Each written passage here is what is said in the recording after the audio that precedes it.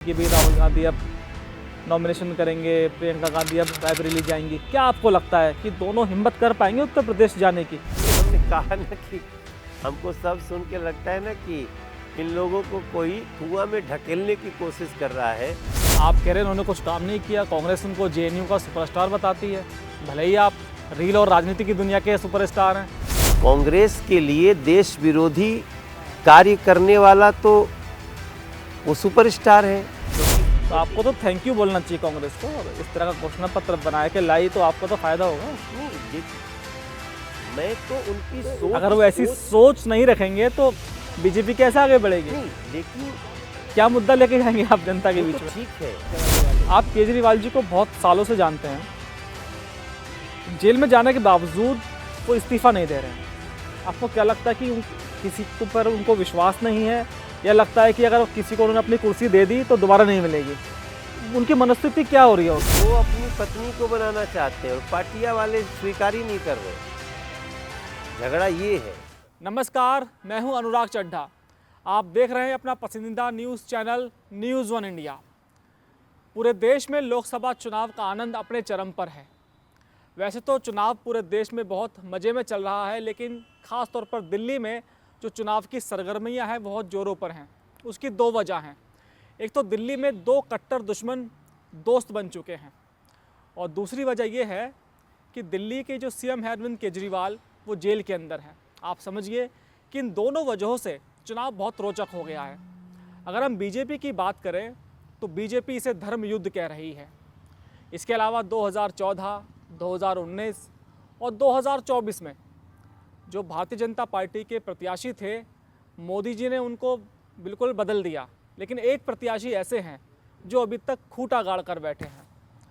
दोस्तों, उनका नाम तो मुझे पता है, लेकिन मैं चाहता हूं कि उनसे खुद पूछें। मनोज भाई, क्या वजह है कि आप खूंटा गाड़ कर बैठे हैं? आला कमान का ज़्यादा विश्वास है या कुछ ज़्यादा बड़ी क्वालिटी आपके अंदर है? अभी ये तो हमें मालूम नहीं, लेकिन धन्यवाद तो बनता है। शुक्रिया नरेंद्र मोदी जी, शुक्रिया भारतीय जनता पार्टी, हमारे सभी शीर्ष नेता, हमारे क्षेत्र के लोग, इन लोगों ने जो विश्वास जताया है उसके लिए धन्यवाद है। मनोज जी, मेरा सवाल आपसे ये था कि आप बिहार के रहने वाले हैं, और जो भी जहाँ का रहने वाला होता है उसे अपनी जन्मभूमि पर बहुत गर्व होता है। बिहार को लेकर एक कहावत है कि एक बिहारी 100 पर भारी, लेकिन कांग्रेस ने एक और बिहारी को मैदान में उतार दिया है, कन्हैया कुमार के रूप में। कैसे इसको लेते हैं? अब बिहार ने तो उनको एक्सेप्ट किया नहीं। हाँ, बिहार ने रिजेक्ट कर दिया, क्योंकि पिछला चुनाव वो लड़े थे बेगूसराय से, जहां उनका गांव है असली। तो वहां से 4,26,000 के अंतर से वो हारे। तो बिहार का होना और बिहार के संस्कृति के अनुसार जीना, दोनों में बहुत अंतर हो। आप जिनका नाम ले रहे हैं उनका कोई काम थोड़ी है। आप पूछिए कि उन्होंने क्या काम किया, तो उनका काम कुछ आएगा नहीं। बस वे कि उन्होंने कुछ नारे लगाए हैं जेएनयू में रहते हुए, वह भारत तेरे टुकड़े होंगे इंशाल्लाह इंशाल्लाह, अफजल हम शर्मिंदा हैं तेरे कातिल जिंदा हैं। वो झूम झूम के हमें चाहिए आज़ादी। तो जो इस देश से ही अपने को आज़ादी मांग रहा हो, जो भारत की सेना को गाली दे रहा हो, उसको बिहार न कभी स्वीकार किया है, न देश कभी स्वीकार करेगा। आप कह रहे हैं उन्होंने कुछ काम नहीं किया, कांग्रेस उनको जेएनयू का सुपरस्टार बताती है, भले ही आप रील और राजनीति की दुनिया के सुपरस्टार हैं। कांग्रेस के लिए देश विरोधी कार्य करने वाला तो वो सुपरस्टार है। यही तो कारण है कि आज कांग्रेस की ये दुर्गति हो रही है। ये राहुल गांधी जी को ठेला जा रहा है, चलो चलो तुम मिठी लड़ लो। वो कह रहे हैं अच्छा रुको, ऐसा लग रहा है कोई ढकेल रहा है, प्रियंका जी को कोई ढकेल रहा है, चलो चलो रायबरेली। नहीं नहीं, ये स्थिति क्यों हुई? अभी तक मैं जब जब न्यूज़ देख रहा हूँ तो नरेंद्र मोदी जी के कार्यों, उनके लिए जुट रहे जन सैलाब, इसके अलावा कोई दूसरा समाचार है तो राहुल जी और प्रियंका जी चुनाव लड़ेंगे नहीं लड़ेंगे, हद हो गई है। तो ये यहाँ तक आने में उनकी इसी मानसिकता का तो परिणाम है। मनोज भाई, मोदी जी के आने के बाद देश में जो नेशनलिज्म की भावना है वो बहुत लोगों में जगी है, ये बात किसी से छिपी नहीं है। और देश प्रेम एक लोगों ने प्रायोरिटी तय की है देश धर्म को लेके, देश प्रेम को लेके, ये बात आप मानते हैं? दूसरी बात, चुनाव में आपके सामने वो व्यक्ति है कि जिसके ऊपर टैग है टुकड़े टुकड़े गैंग में शामिल होने का, जिसकी छवि एंटी नेशन कही जाती है, तो इस चुनाव में कितना फ़ायदा इसको आपको मिलेगा? नहीं, जब ऐसा व्यक्ति मैदान में आपके सामने हो तो निश्चित रूप से जो होता है वो कांग्रेस में हो भी रहा है। आप दिल्ली के कांग्रेस में देख लीजिए, प्रदेश का अध्यक्ष ही इस्तीफा देके चल दिया। जिस प्रदेश से वो चुनाव लड़ने आए वो प्रदेश के अध्यक्ष अरविंदर सिंह लवली वो इस्तीफा दे दिए। इंदौर सूरत की भी कहानी आपने सुनी होगी, वो प्रत्याशी। तो तमाम ऐसी चीज़ें हो रही हैं जिसमें जब ऐसे कैंडिडेट को पार्टी चुनती है जो जनता की नज़रों में टुकड़े टुकड़े गैंग का नेता हो, तो फिर लोग और ज़्यादा वोट देने के लिए निकलते हैं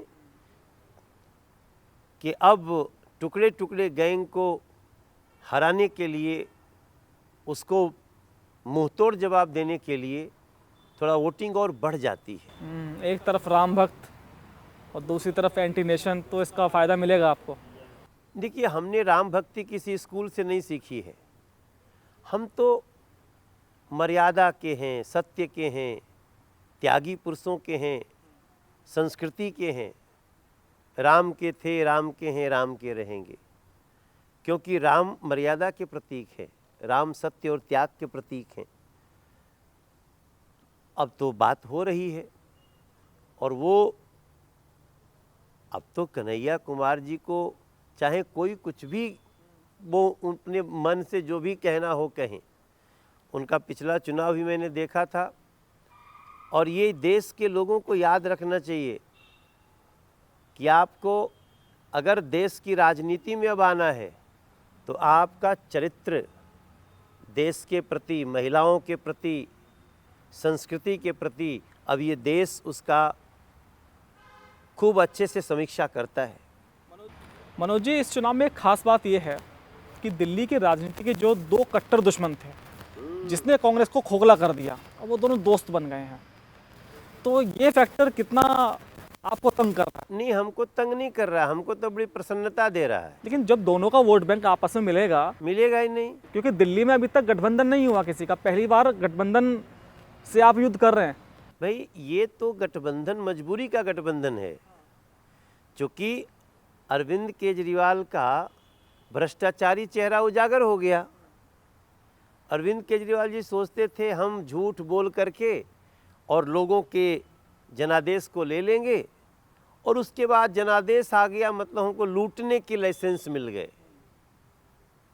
तो दिल्ली की जनता ने थोड़ा दिन सोचा ये क्या हो रहा है, तो दिल्ली की जनता को लगता था नहीं, इसके साथ वाले लगता है बेईमान है, ये बड़ा अच्छा है, और इसमें निकल गए 8-9 साल आज के दिन में। और ये कहानी आज नहीं लिखी गई है, ये कहानी लिखी गई है आज से 2 साल पहले, जब शराब की दुकान स्कूल के सामने, मंदिर के सामने, मस्जिद के सामने, गिरजाघर गुरुद्वारे के सामने जब शराब की दुकानें खोलने की जिद पकड़ ली अरविंद केजरीवाल ने, तो दिल्ली की महिलाएं जो कभी धरना प्रदर्शन जानती नहीं थीं, वो भी सड़कों पे आईं और हमने साथ दिया उनका। यस, हम इसके खिलाफ हैं। तब इस खिलाफत के बाद लोगों को पता चला कि भाई क्यों ये स्कूल के सामने शराब की दुकान खोलना चाह रहे हैं। इसलिए खोलना चाह रहे हैं क्योंकि अरविंद केजरीवाल बहुत मोटा पैसा ले चुके हैं शराब माफियाओं से। तो फिर तो वो गाना याद आता है ना कि कर्म किए जा फल की चिंता मत कर, वो इंसान जैसा कर्म करेगा वैसा फल देगा भगवान। मतलब आपका कहना है कि जो मजबूरी का गठबंधन है, भ्रष्टाचार उस पर भारी पड़ेगा। 100%। लेकिन ये तो कहते हैं कि हमसे ज़्यादा कट्टर ईमानदार नहीं है कोई। ये सब बीजेपी वाले करा रहे हैं, जो जेल में केजरीवाल हैं, डिप्टी सीएम हैं और बाकी जो सत्येंद्र जैन हैं, ये सब लोग आपने इसलिए इनको जेल में पहुंचा दिया ताकि भाई आप लोग जीत ना सकें। तो इसमें बीजेपी का क्या रोल है? कहते तो यही लोग, इसमें परसेप्शन BJP तो का यही क्या बनाते हैं रोल लोग। अच्छा मनोज जी, जैसे मैंने आपको पहले भी कहा, ये तो जेल में जाने के बावजूद अपने आप को ईमानदार कह रहे हैं। कोर्ट की आप देखिए जमानत नहीं मिल रही है।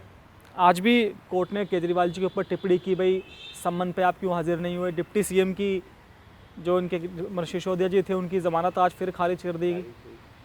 तो ये क्या है मतलब अब, इसीलिए तो मैं बोल रहा हूँ। अब ये कहते हैं बीजेपी जेल में डाल रही है। अरे भैया, कोर्ट बीजेपी नहीं है, BJP is a political party. तो क्या बीजेपी इसके लिए तैयार है? कल को ये भी कह देंगे भाई कोर्ट भी आप लोगों ने मैनेज कर ली। हाँ, ये तो ये देखिए, इसलिए दिल्ली की जनता आज इनके ऊपर हंस रही है। आपको एक बात बताऊं, 2011 में जब नया नया अरविंद केजरीवाल जी आए थे ना, तो उन्होंने कुछ गलत काम किया था, लॉ तोड़ी थी, तो उनकी गिरफ्तारी होने वाली थी। नहीं, दिल्ली में, और पुलिस पहुंच चुकी थी गिरफ्तार करने। मगर दिल्ली की जनता इतनी संख्या में आ गई कि पुलिस को वहीं छोड़ना पड़ा था। आज लगभग 10 साल बाद, 12 साल बाद, वही अरविंद केजरीवाल आज वो खुलेआम पुलिस की गाड़ी से तिहाड़ जा रहे हैं और 20 आदमी नहीं आता है कि भैया हमारे नेता को रोको। सब बल्कि अंदर अंदर कह रहे हैं ये इसी लायक थे, ऐसा। अच्छा मनोज जी, जो हमारे हिंदुस्तान की जनता है और लोग बड़े भोले भाले होते हैं, चाहे मुख्यमंत्री या कोई हो, अगर उस व्यक्ति के साथ कुछ गलत होता है, जैसे मान लीजिए केजरीवाल जी जेल में है, तो वो बेचारा हो जाता है। तो कहीं ऐसा तो नहीं कि जो आम आदमी पार्टी है ये सिंपैथी वेव इकट्ठी कर रही हो? नहीं, वो सिंपैथी वाला सीढ़ी पार करके जा चुके हैं वो। देखिए, मैंने कहा ना, मैं दिल्ली का सांसद हूँ। आज मैं जाता हूँ गली में तो हमको 100 में 5 लोग ऐसे लोग भी मिलते हैं जो कहते हैं कि अरे तिवारी जी, क्या गंदा पानी पिला रहे हो, आप सांसद हो यार। अब मैं गली में तुमसे कुछ नहीं, मैं यही कहूँगा, भाई साहब ठीक करते हैं, भाई साहब ठीक करते हैं। लेकिन जब हम मीटिंग में होते हैं तब हम बोलते हैं, बताओ पानी वाली चाबी मेरे पास थोड़ी है। अच्छा, आपसे कोई ये नहीं पूछता कि ईडी सीबीआई का दुरुपयोग आप लोग कर रहे हैं? कोई नहीं पूछता, सिर्फ ये हवा में है, सोशल मीडिया पर है। कोई नहीं पूछता। नहीं, लोग खुश हैं। लोग कहते हैं कि अब वो लोग कहते हैं कि बहुत अच्छा हुआ वो जेल चला गया, वो इसी लायक था, ऐसा बोलते हैं। हम ये लाइन अपने से नहीं बोल रहे हैं, हम जब भी बोलेंगे थे बोलेंगे, था नहीं बोलेंगे। लेकिन वो दिल्ली की जनता के मन से गिर चुके हैं अरविंद केजरीवाल जी। आम आदमी पार्टी का जो शीर्ष नेतृत्व है ना, ये रोज झूठ बोलने के लिए आते हैं। ये काम नहीं हुआ तो ये दोषी है, ये काम नहीं हुआ तो वो दोषी है, ये तो आते हैं मोदी जी दोषी हैं, यहाँ बोले एलजी दोषी है, यहाँ बोले मनोज तिवारी दोषी हैं। अरे भैया, इससे बढ़िया छोड़ के जाओ दिल्ली, इस्तीफा दो, दिल्ली चलाएंगे जो दिल्ली के चलाने वाले। आप केजरीवाल जी को बहुत सालों से जानते हैं, चलाने वाले आप केजरीवाल जी को बहुत सालों से जानते हैं। जेल में जाने के बावजूद वो इस्तीफा नहीं दे रहे हैं। आपको क्या लगता है कि किसी को पर उनको विश्वास नहीं है, या लगता है कि अगर किसी को उन्होंने अपनी कुर्सी दे दी तो दोबारा नहीं मिलेगी? उनकी मनस्थिति क्या हो रही होगी? वो अपनी पत्नी को बनाना चाहते हैं और पार्टियां वाले स्वीकार ही नहीं कर रहे हैं। झगड़ा ये है। लेकिन एक तरह से तो अघोषित सीएम वही लग रही है, जिस तरह से बयानबाजी करती है, पार्टी को हाथ में ले रखा है। बिल्कुल अघोषित सीएम है वो। अब तो शहर में पोस्टर लगा है कि ये एक नई दिल्ली में राबड़ी देवी जी आई है, ऐसा लोग पोस्टर बना रहे हैं। मैं तो कभी कभी हंसी आती है हमें। तो अरविंद केजरीवाल जी वो जो उनका शीश महल है ना, राजमहल, वो उसमें कुछ राज है, उसको छोड़ना नहीं चाहता है वो आदमी। इसीलिए अरविंद केजरीवाल जी इस्तीफ़ा नहीं दे रहे हैं कि जब तक सुनीता केजरीवाल को नहीं बनाओगे तुम लोग, हम इस्तीफ़ा नहीं देंगे। अगर आतिशी रोड़ा बनती हैं तो कोर्ट में कहते हैं आतिशी भी शराब घोटाले में लिप्त है, इनको भी बुलाइए। ये सौरभ भारद्वाज रोड़ा बनते हैं तो कहते हैं सौरभ भारद्वाज को भी पकड़िए। और आतिशी आती हैं तो कहती हैं कि राघव चड्ढा को भी पकड़िए, दुर्गेश पाठक को भी पकड़िए। अब हमको समझ में नहीं आता है अनुराग भाई कि ये आपस में ही ये युद्ध का मतलब क्या है। ये राघव कहाँ है आजकल? अब हम भी, पूरी दिल्ली पूछ रही है कि राघव चड्ढा जी कहाँ है। आप बताओ, आंख का ऑपरेशन कराने गए, पता नहीं इतना लंबा आंख का ऑपरेशन। अब तो मेरी समझ के बाहर है, अंदाजा जो भी लग रहा है। अब देखो, ऐसा तभी होता है जब अपराधी को लग जाए कि हमारा जब किंग पिन ही, सरगना ही पकड़ लिया गया, तो अब मैं कैसे बचूं इसके जुगत में होंगे या क्या होगा, वट एवर द रीज़न। मैं पर्सनल अटैक नहीं करना चाहता हूं, लेकिन एक सत्ता में रह के जिन्होंने दिल्ली को लूटने का, दिल्ली को दर्द देने का, दिल्ली के गरीबों को राशन कार्ड नहीं बनाने का जो पाप किया है, उसका फल इनको मिल रहा है। अब सुनीता केजरीवाल कहती हैं कि जेल के अंदर खतरा है केजरीवाल जी को, उनको स्लो पॉइजन दिया जा सकता है। शुगर वाला आपने देखा कि भाई उनको इंसुलिन नहीं दी जा रही है। इस पर क्या टिप्पणी है आपकी? क्या वाकई जेल में खतरा है केजरीवाल जी को? जेल ही उनकी है। हाँ, आज अमित शाह ने भी बोला। आज असम में एक प्रेस कॉन्फ्रेंस में एक पत्रकार ने सवाल पूछा तो अमित शाह जी ने कहा कि भाई जेल तो उन्हीं के अंडर में आती है, तो पार्टी के अंदर से किसी को खतरा उनको होगा। जेल, यही मैं कहना चाहता हूँ कि सबको ये इंटरव्यू जो देख रहे हैं लोग, जेल, यही मैं कहना चाहता हूँ कि सबको ये इंटरव्यू जो देख रहे हैं लोग, जेल स्टेट के अंडर में होती है और दिल्ली की जेल भी आम आदमी पार्टी की सरकार के अंदर है। अब जेल मंत्री कौन है? आम आदमी पार्टी का। तो उससे डर लग रहा है क्या अरविंद केजरीवाल को कि हमको कहीं कुछ दे न दे? तो जब आप अपने ही लोगों से डरने लगे, इसका मतलब कि आपका जो पाप है वो आपके सर पे चढ़ के बोल रहा है। मनोज जी, कांग्रेस का जो मैनिफेस्टो है उसको लेके क्या कहेंगे आप? क्योंकि कुछ लोग कहते हैं, आपने हमला भी किया था कि कांग्रेस का मैनिफेस्टो ना होकर वो एक जो कोई मुस्लिम पार्टी लीग का कुछ एक प्रारूप है। वो बिल्कुल सही है। देखिए, इस देश में कोई भी व्यक्ति जब कुछ अर्न करता है, अपने मेहनत से टैक्स देता है, उसकी एक बचत होती है, बैंक में रखता है, उसके घर में लोग कुछ आभूषण खरीदते हैं, स्त्री धन होते हैं, मायके से आता है। कांग्रेस का ये कहना कि हम इस देश में लोगों की प्रॉपर्टी की, बैंक बैलेंस की, गहने की जांच कराएंगे और उसको देश के माइनॉरिटीज़ में और स्पेशली मुस्लिम्स में बराबर बराबर बांट देंगे। अगर किसी के पास 2 बच्चे हैं, उसके पास 2 लाख रुपया है और किसी मुस्लिम के 5 बच्चे हैं, तो 5 2 7, उस 2 लाख को 7 भाग में बराबर बराबर बांटेंगे विदाउट एनी डिस्क्रिमिनेशन। वो कहते हैं कि बैंक विल इंश्योर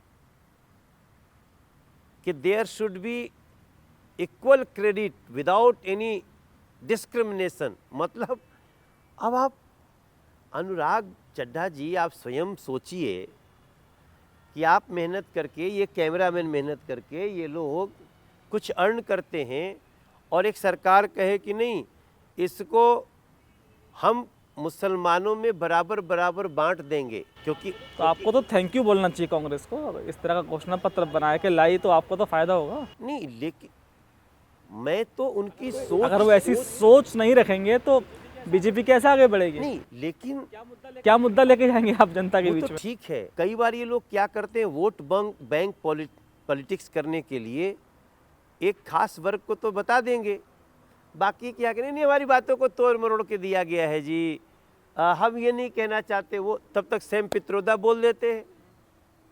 वो दिखा देते हैं विरासत का 45% 55%। कर्नाटक में आपने देखा कि ओबीसी जातियों का जो कोटा था वो खत्म करके मुस्लिम शामिल कर दिया उसमें। ओबीसी के नाम पे ओबीसी का कोटा मुस्लिम्स को दे रहे हैं और ये शुरू कर दिया है। इसलिए जो भी इंटरव्यू को सुनेगा, हम यहाँ कोई रैली को संबोधित नहीं कर रहे हैं, बट आपने पूछा ना, मैं हैरान हूँ। और तब आती है बात कि ये कोई कन्हैया कुमार जैसे कैंडिडेट कांग्रेस के ये एक्सीडेंटली नहीं बने हैं, ये उनकी सोच है कि भारत तेरे टुकड़े होंगे। इस मैनिफेस्टो में भी टुकड़े टुकड़े करने की बात है, गृह युद्ध कराने की बात है। मैं तो मुस्लिम भाइयों से भी बोलता हूँ कि अब तक कांग्रेस की सरकार नहीं रही, दे दिए होते अपनी तरफ से। प्रियंका जी आएंगी, कहेंगी मेरी माँ ने मंगलसूत्र दे दिया। अरे आपकी माँ क्रिश्चियन है, वो उनको मंगलसूत्र नहीं रखना होता है। कृपया विवाद न बढ़ाएं। लेकिन शादी तो उन्होंने हिंदू से की थी। अरे भाई, तो भी मंगलसूत्र उनके उसमें थोड़ी है। अब ये बहस जाएगी ना कि वो हिंदू की क्रिश्चियन की मुसलमान, ये लोग किसी का सम्मान नहीं करते। लेकिन कांग्रेस के बहुत नेताओं ने कहा कि मंगलसूत्र का अगर जिक्र हो उसमें या सोने का जिक्र हो तो हम कांग्रेस छोड़ देंगे। शायद उन्होंने मैनिफेस्टो ढंग से पढ़ा नहीं होगा या तो। हमारे पास तो मैनिफेस्टो पूरा पन्ने का पन्ना निकाल करके रखे हुए हम लोग। यही बात है ना कि कौन है जो कांग्रेस को इस तरह की सोच रखने के लिए देता है, पहला सवाल।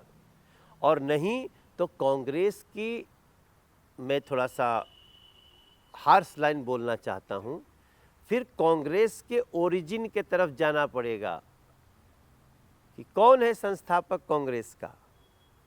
वो कोई देश का आदमी नहीं है। A.O. ह्यूम, उन्होंने कांग्रेस की स्थापना की 1885 में। तो जो अंग्रेज ने जब पार्टी की स्थापना की है, जहां ये होता है कि पार्टी जिसको सबसे ज़्यादा वोटों से चुनेगी वो प्रधानमंत्री बनेगा और सरदार पटेल चुन के भी अनचुने हो जाते हैं, तो उस पार्टी से आज अपेक्षा क्या कर सकते हैं? टुकड़े टुकड़े गैंग को टिकट दो, देश के टुकड़े टुकड़े करो, देश में गृह युद्ध कराने की कोशिश करो। इसलिए मैं देश के हिंदू मुसलमान दोनों से बोलूँगा कि इन लोगों के झांसे में आना मत, ये आपको आपस में लड़ाना चाहते हैं। मनोज जी, राहुल गांधी और प्रियंका गांधी सोशल मीडिया पर और टीवी पे आप भी खबर सुन के बोर हो चुके होंगे कि भाई राहुल गांधी अब नॉमिनेशन करेंगे, प्रियंका गांधी अब रायबरेली जाएंगी। क्या आपको लगता है कि दोनों हिम्मत कर पाएंगे उत्तर प्रदेश जाने की? नहीं, हमने कहा ना कि हमको सब सुन के लगता है ना कि इन लोगों को कोई कुआं में ढकेलने की कोशिश कर रहा है और इनका अंदर का सजगता जग गया, नहीं कूदेंगे नहीं, वरना स्मृति बहुत बुरी तरह दौड़ा दौड़ा के भगाएगी, स्मृति बहन हमारी। तो मुझे नहीं लगता है कि अब इनको हिम्मत रह गई है। मनोज जी, जो दर्शक इस कार्यक्रम को देख रहे हैं उनको थोड़ा सा बता दूं कि जैसे बॉलीवुड में 3 खान हैं जो बड़े फेमस हैं, ऐसे ही राजनीति और भोजपुरी में आप 3 लोग हैं, आप, रवि किशन और निरहुआ, और तीनों ही आप बीजेपी के सांसद हैं। तो आप तीनों का प्लान क्या है भोजपुरी को लेकर और अपने एरिया को लेकर, और क्या विशेष करेंगे आप कि और ज़्यादा आप लोगों का नाम चमके? एक संयुक्त प्लान जानना चाहूँगा आप लोगों का। हम लोग बैठते हैं साथ में, हम रवि किशन जी, दिनेश लाल जी और भी बहुत सारे सितारे हमारे भोजपुरी में आने वाले हैं। पवन सिंह जी को भी टिकट दिया गया था, उन्होंने छोड़ दिया। लेकिन मेरा मानना है ना कि हम ये सिद्ध करने में लगे हैं कि ऐसे ही बिहार लोकतंत्र का जनक नहीं है। वो हम लोग 526 ईस्वी पूर्व लिच्छवी गणराज्य हुआ करता था, हम उस माटी के रहने वाले हैं। हम तीनों ये सोच के आए हैं कि सिर्फ भोजपुरी सोच के नहीं, इस देश की हर संस्कृति को सजाना है, विकास भी हो, विरासत भी हो। अगर ऐसा मोदी जी सोचते हैं तो उन मोदी जी के हर चलाई हुई योजना को हम जमीन तक पहुंचाने के लिए सारी शक्ति लगा देंगे। भोजपुरी भाषा को 8वीं अनुसूची में डालने की बात चल रही थी कुछ, उसको लेके कितना आप लोगों ने अब तक काम किया? देखिए, भोजपुरी को 8वीं अनुसूची में जो लियावे के सवाल बाटे, ओकरा पर हमनी के बहिनों बहुत प्रयासरत बानी जा और चाहतनी जा कि जल्दी से जल्दी हो जाए। लेकिन हमनी के जब ही पता चलत बा कि देश के 38 गो भाषा भोजपुरी जैसन 8वीं अनुसूची में आवे खातिर प्रयासरत बाड़ी सन, तो ओ समय यह देश भाव में हमनी के सांसद बनी जा, तब हमनी के सोचे के पड़ता कि भाई औरों लोगन के भाषा 38 गो भाषा अगर नहीं खे, वो लोग चाहत अटे, राजस्थानी नहीं खे, कई अपनी जो एक गोरखा लैंड के भाषा, तो 38 भाषा ब्रज भाषा,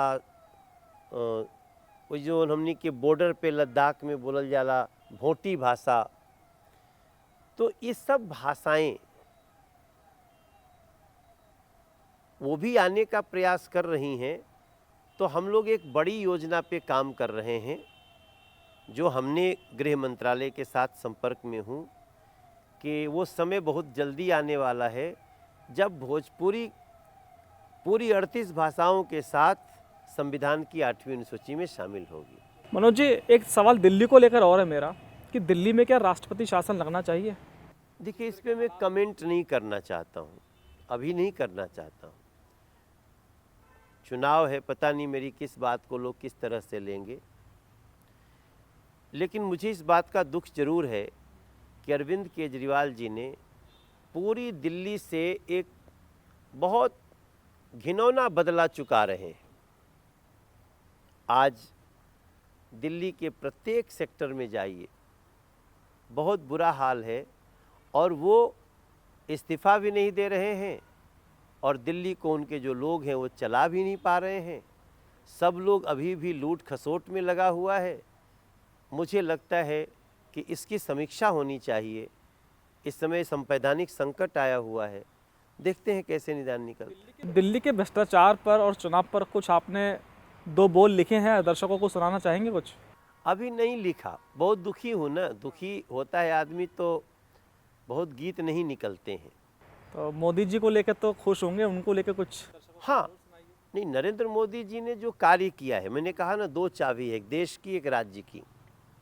जहाँ जहाँ डबल इंजन है, मोदी जी, योगी जी, मोदी जी, भजन लाल शर्मा, मोदी जी, आपके मोहन यादव, तो ऐसे जगह पे हमारी स्पीड बहुत अच्छी है। इसलिए मैं लोगों से बोलता रहता हूँ। कविता एक बनाया हमने कि भारत की बड़ी खुशियों का हो रहा मुहूर्त है, और 5 साल और हमें मोदी की ज़रूरत है, फिर से एक बार हमें मोदी की ज़रूरत है। जहाँ तक मनोज भाई की बात है, भले ही ये बिहार के रहने वाले हैं, लेकिन इन्होंने राजनीति की शुरुआत उत्तर प्रदेश से की थी। याद है मनोज जी, योगी जी के सामने चुनाव लड़े थे आप? जी, अच्छी तरह याद है। और आज के समय में बीजेपी में इतना रम चुके हैं कि आज ये सबके ख़ास हैं। और सबसे बड़ी बात यह है कि दिल्ली में जो चुनाव का मुद्दा है, जो कन्हैयन के सामने है, कांग्रेस लोग कहते हैं कि वो बाहरी हैं, ये भी बाहरी हैं, लेकिन दिल्ली के दिल में मनोज जी बस चुके हैं। और मनोज जी ने हमसे बिल्कुल खुलकर बात की, बेबाक बात की, हर सवालों का जवाब दिया। उनका ये कहना है कि दिल्ली में किसी तरह का कोई कंपटीशन नहीं है। दिल्ली में जो चुनाव है भारतीय जनता पार्टी का, वो भ्रष्टाचार से है और कांग्रेस के मुस्लिमवाद से है। मनोज जी, बहुत बहुत शुक्रिया आपका न्यूज़ 1 से बात करने।